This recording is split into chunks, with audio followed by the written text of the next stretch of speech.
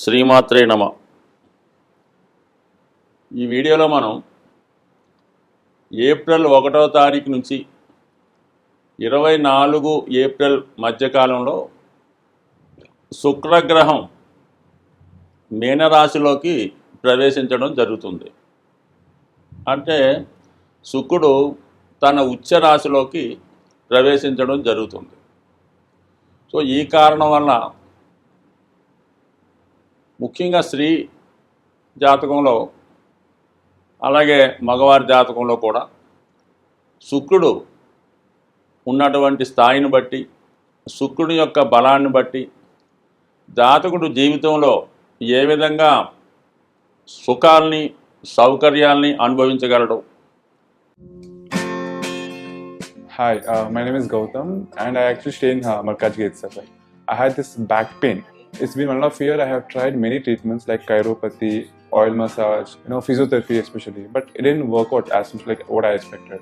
I strongly suggest homeopathy. You people can carry on with the homeopathy. Area Markajgiri and doctor name is like Nageshwar and the clinic name is Neocare Homeopathy. అలాగే వైవాహిక జీవితంలో ఎంత సంతోషకరంగా ఆనందకరంగా ఉండగలడు, అలాగే జాతకుడి యొక్క స్త్రీ సంతానం ఏ విధంగా అభివృద్ధి చెందగలరు అన్న విషయాన్ని శుక్రుడి యొక్క జాతకంలో స్థితిని బట్టే తెలుసుకోవడం జరుగుతుంటుంది. జాతకుడు ఒక ఖరీదైనటువంటి వస్త్రాలు ధరించాలన్నా, ఒక మంచి వాహనంలో ప్రయాణించాలన్నా, లేదు సమయానికి వివాహం జరగాలన్నా, అలాగే ఆరోగ్యకరమైన భార్య లభించాలన్నా, ఇవన్నీ కూడా శుక్రుడు జాతకంలోని స్థితిని బట్టి రావడం జరుగుతుంటుంది. ముఖ్యంగా స్త్రీ జాతకంలో శుక్రుడిని బట్టే వాళ్ళ యొక్క టోటల్ లైఫ్ ఆధారపడి ఉంటుంది. అంటే బాల్యంలో వాళ్ళు పుట్టినప్పుడు వారి యొక్క జీవన విధానం ఏ విధంగా సాగుతుంది, వాళ్ళ విద్య ఏ విధంగా నడుస్తుంది, అలాగే వివాహం ఏ సమయంలో జరుగుతుంది, అలాగే ఎవరితో జరుగుతుంది, వివాహం తర్వాత జీవితం ఏ విధంగా మారబోతుంది అన్న విషయంతో పాటు జాతకురాలు ఎంత మంచి నడవడిక క్యారెక్టరు కలిగి ఉంటారు, అలాగే వివాహం తర్వాత ఆ స్త్రీ అత్తమామలతో వారి యొక్క బంధువులతో అంటే భర్త యొక్క బంధువులతో ఏ విధంగా నడుచుకుంటారు, తర్వాత ఆర్థిక స్థితి వివాహం తర్వాత ఏ విధంగా మారుతుంది, ఇవన్నీ కూడా స్త్రీ జాతకంలో శుక్రుడు ప్రముఖ పాత్ర వహించడం జరుగుతుంటుంది. అదే ఒకవేళ ఈ జన్మ జాతకంలో శుక్రుడు బలహీనపడి, శుక్రుడు ఏ విధంగా బలహీనపడుతుంటాడు, తన నీచరాశి అయినటువంటి కన్యారాశిలో ఉన్న, లేదా రవికి అంటే సూర్యభగవానుడికి దగ్గరగా అంటే 10 డిగ్రీల లోపు ప్రయాణించినప్పుడు అప్పుడు కూడా జాతకుడు శుక్రుడు కంబస్ట్ అవ్వడం వల్ల ఇబ్బంది పడుతుంటాడు. అలాగే శుక్రుడి నుంచి ఒక 43 డిగ్రీల 20 నిమిషాలు దూరం కన్నా ఎక్కువ ఉన్నప్పుడు కూడా శుక్రుడు తన బలహీనతని, తన బలాన్ని కోల్పోయి ఇవ్వవలసినటువంటి సుఖాన్ని ఇవ్వలేకపోతుంటాడు. సో ఏదైనా చాలా సెన్సిటివ్ గ్రహం ఇది మనకి శుక్రగ్రహం. సూర్యునికి దగ్గరగా ఉన్నా ఇబ్బంది పడతాడు, సూర్యునికి దూరం అయినా కూడా ఇబ్బంది పడడం జరుగుతుంటుంది. అలాగే కుజగ్రహంతో కలిసి ఉన్నప్పుడు అంటే ఏ లగ్నం ఏ రాశితో సంబంధం లేకుండా ఎవరి జన్మజాతకంలో శుక్రుడు కుజగ్రహంతో కలిసి ఉన్నాడో వాళ్ళకి ఒక విధంగా వ్యభిచార దోషం కలుగుతుంది. వాళ్ళు స్త్రీ యొక్క వ్యామోహం వలన కానీ, స్త్రీ బలహీనత వలన కానీ వాళ్ళ సంపదని కోల్పోవడం, వివాహ జీవితాన్ని నాశనం చేసుకోవడం జరుగుతుంటుంది. విచక్షణారహితంగా మరి వాళ్ళ యొక్క శృంగార జీవితాన్ని గడపడం వలన చివరికి ఆర్థిక పరంగా పతనం అవడం జరుగుతుంటుంది. సో శుక్రుడు జాతకంలో శుక్రుడు బలవంతుడు అవ్వాలంటే జాతకుడు తన నడవడిక చాలా ఇంపార్టెంట్గా ఉండవలసి ఉంటుంది. శుక్రుడు అంటే కొన్ని సందర్భాల్లో చాలా ప్రాంతాల్లో ఈ శుక్రవారం నాడు ధనాన్ని కూడా ఖర్చు పెట్టడానికి ఇష్టపడరు. అంటే ఆ కారణం వల్ల ఏంటి, ఎంత సెన్సిటివ్ మనం ఆలోచించవచ్చు. జాతకుడు స్త్రీలను అవమానపరిచిన, స్త్రీలను ఇబ్బంది పెట్టిన, ముఖ్యంగా తోడబుట్టిన వాళ్ళని కానీ, తల్లిగారిని కానీ, వదిన గారిని కానీ, అంటే మొత్తం మీద ఏ స్త్రీనైనా జాతకుడు వేధించినా, ఇబ్బంది పెట్టినా, వాళ్ళకి దుఃఖం కలిగే విధంగా ప్రవర్తించినా ఖచ్చితంగా జాతకంలో శుక్రుడు బలహీనపడి జాతకుడికి ఆర్థికపరమైనటువంటి ఇబ్బందులు రావడం జరుగుతూ ఉంటుంది.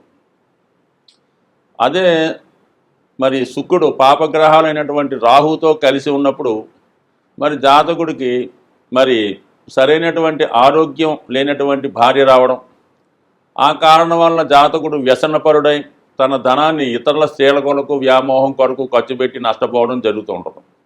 కుజుడితో కలిస్తే ఈ విధంగా, రాహుతో కలిస్తే ఆ విధంగా, అలాగే కేతువుతో కలియడం వల్ల కూడా మరి ఈ విధంగా స్త్రీలను ఇబ్బంది పెట్టడం వల్ల కానీ, వాళ్ళని అవమానించడం వల్ల కానీ, వాళ్ళని సరైనటువంటి పోషణ ఇవ్వకపోవడం వల్ల కూడా ఇబ్బంది పడే అవకాశం ఉంది. మొత్తం మీద ఏంటంటే ఏదైనా ఒక జాతకంలో ఖచ్చితంగా జాతకుడు స్త్రీలను ఏ విధంగా ఇబ్బంది పెట్టినా, అలాగే దేవతల్ని అంటే గ్రామ దేవత, కుల దైవం, అలాగే ఆ దేవతల్ని ఇబ్బంది పెట్టిన వాళ్ళకి చేయవలసినటువంటి సంస్కారాలు సకాలంలో చేయకపోయినా కూడా జాతకంలో శుక్రుడు బలహీనపడడం జరుగుతుంటుంది. అలాగే సాధారణంగా మరి ఈ దసరా కొన్ని పండగలు వచ్చినప్పుడు ఆషాఢ మాసంలో ఆనవాయిగా ఆ గ్రామ దేవతలకి చాలా కుటుంబాల్లో సారి పెట్టడం, ఒడి బియ్యం పోయడం, చీరలు పెట్టడం జరుగుతుంటుంది. అవి ఏ కారణం వల్ల మానేసినా కూడా జాతకుడు ఆర్థికపరమైన ఇబ్బందులు ఎదుర్కోవడం జరుగుతుంటుంది. అంటే సూక్ష్మంగా చెప్పాలంటే జీవితంలో జాతకుడు సుఖపడాలన్నా, ఒక మంచి బట్ట కట్టాలన్నా, మంచి భోజనం చేయాలన్నా, మంచి సంతానం కలగాలన్నా, మంచి భార్య రావాలన్నా ఖచ్చితంగా శుక్రుడు బలం ఉండాలి.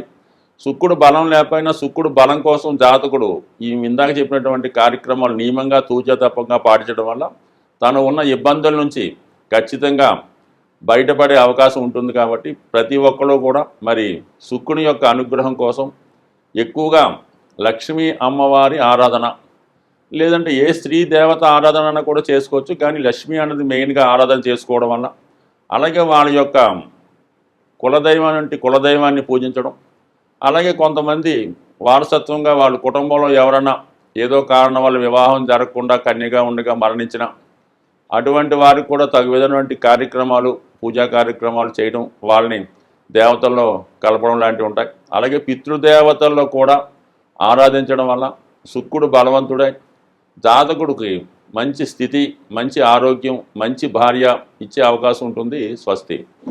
సింహరాశి వారికి శుక్రుడు తృతీయ దశమాధిపతి. రాశ్యాధిపతిగా ఉన్నటువంటి సింహరాశి అధిపతి అయినటువంటి రవికి శుక్రుడు శత్రుగ్రహం. మరి ఇప్పుడు దశమాధిపతి తృతీయాధిపతి అవుతున్నాడు. అంటే మూడవ స్థానం అన్నది విక్రమ స్థానం, ధైర్య సాహసాలకు కారణమైనది.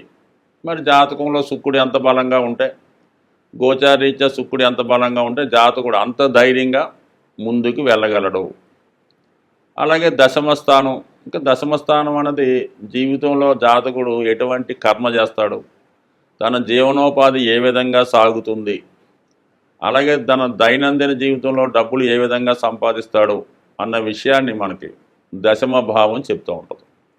సో ఈ రెండు కూడా మరి ఇంపార్టెంట్ అయినటువంటి భావాలు. కాబట్టి ప్రస్తుతం ఈ సింహరాశి వారికి శుక్రుడు అష్టమ స్థానంలోకి సంచరించడం మొదలైంది. సో ఇది మళ్ళా పైపెచ్చి అంటే రాష్ట్రాధిపతితో కలిసి సంచరిస్తున్నాడు. అంటే రవి శుక్రులు కలిసి 1వ తారీఖు ఏప్రిల్ నుంచి 14వ తారీఖు ఏప్రిల్ వరకు మరి అష్టమ స్థానంలో సంచరిస్తూ ఉంటాయి. శుక్రునికి ఇది ఉచ్చస్థితి. అందువలన ఏంటంటే కంప్లీట్గా మరి తృతీయ భావం ధైర్య సాహసాలతో జాతకుడు ధైర్యంగా నిర్ణయాలు తీసుకుంటాడు. మరి అష్టమాధిపతి అవ్వటం వల్ల, దశమంలో ఉండడం వల్ల ఉద్యోగంలో మార్పు కొరకు చేసే ప్రయత్నాలు ఫలించే అవకాశం ఉండదు. ఇది ముఖ్యంగా రాజకీయ రంగంలో ఉన్నవాళ్ళు ధైర్యంగా తన అభిప్రాయాన్ని చెప్పి తను ఏదైతే అనుకుంటాడో ఈ సమయంలో అది చేయడం జరుగుతూ ఉంటుంది. మరి ఈ ఉద్యోగంలో మార్పు కొరకు ఎవరైనా ప్రభుత్వ ఉద్యోగులు కానీ, ప్రైవేట్ సర్వీస్ వారు కానీ, ముఖ్యంగా బ్యాంకింగ్ రంగంలో ఉన్న వాళ్ళకి ఉద్యోగంలో మార్పులు వచ్చే అవకాశం ఉంది. అంటే కొంతకాలం పాటు ఒక ప్లేస్ నుంచి ఒక ప్లేస్కి మారడం కానీ, లేదా అదే ప్లేస్లో ఉంటూ ఉద్యోగరీత్యా వేరే ప్రాంతంగా మారడం కానీ జరిగే అవకాశం ఉన్నది. సో ఇది అంతవరకు మరి ఉద్యోగ సంబంధించిన విషయాల్లో అభివృద్ధి వస్తుంది, అలాగే మార్పు వస్తుంది. అలాగే ఏదైనా నిర్ణయం తీసుకోవడం చాలా ధైర్యంగా తీసుకుంటారు. ప్రత్యర్థులపై విజయాన్ని సాధిస్తాడు. మీరు ఏదైతే అనుకుంటారో అది ఖచ్చితంగా సాధిస్తారు. ఈ రెండు కూడా అనుకూలంగా ఉన్నాయి. దాని తర్వాత ఏంటంటే మనకి ఈ 14వ తారీఖు ఏప్రిల్ నుంచి రాష్ట్రాధిపతిగా ఉన్నటువంటి సూర్యుడు భాగ్యస్థానంలోకి ఉచ్చులోకి రావడం వలన కూడా ఒక విధంగా మరి దానికోసం ప్రత్యేకంగా చర్చించుకోవచ్చు. ప్రస్తుతం 14 తర్వాత అష్టమంలో శుక్రుడు రాహు 2 గ్రహాలు మాత్రమే మిగులుతాయి.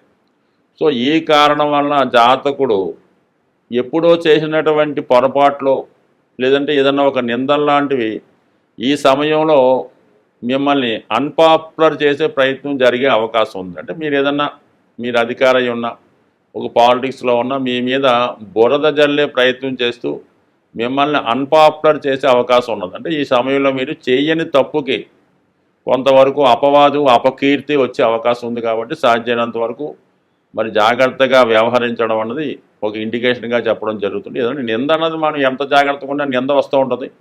బట్ ఏదన్నా అది ఒక అపకీర్తిలాగా ఉండే అవకాశం ఉంది. అయితే కొంతమంది జాతకంలో మరి శుక్రుడు ఏమవుతాడంటే ఏ గ్రహంతో కలిసి ఉంటే ఆ కారకత్వ ఫలితాల్ని ఆ కారకత్వం ద్వారా ధనాన్ని ఇవ్వడం కానీ పోగొట్టుకోవడం కానీ జరుగుతూ ఉంటుంది.